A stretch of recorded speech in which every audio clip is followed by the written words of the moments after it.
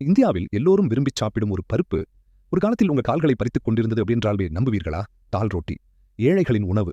ஆனால் வரலாற்றில் ஒரு பருப்பு இருந்தது. அதை சாப்பிட்டால் உயிர் பிழைக்கலாம், ஆனால் நடக்க முடியாது. வறட்சி வந்து கோதுமையும் அரிசியும் அழியும் போது மிஞ்சிய ஒரே பயிர் கேசரி பருப்பு, கேசரி டால். ஏழைகளுக்கு இது இயற்கையின் வரப்பிரசாதம்.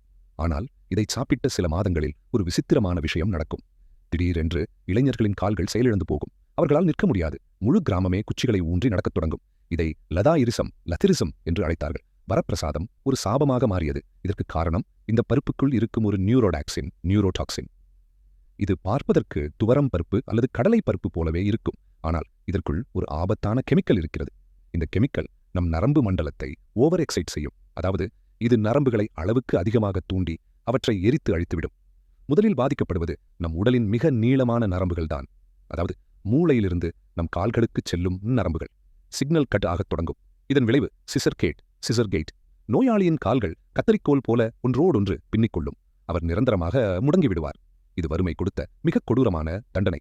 இந்த பருப்பு விஷம் என்று பெற்றோருக்கு தெரியும். ஆனால் அவர்களுக்கு 2 வழிகள்தான் இருந்தன. பசியால் சாக வேண்டும் அல்லது கால்களை இழக்க வேண்டும். 1961 இது தடை செய்யப்பட்டது. இன்று விஞ்ஞானிகள் இந்த பருப்பில் உள்ள நஞ்சை நீக்க முயற்சிக்கிறார்கள். இனி இந்த மலிவான உணவு யாரையும் முடமாக்கக் கூடாது என்பதற்காக.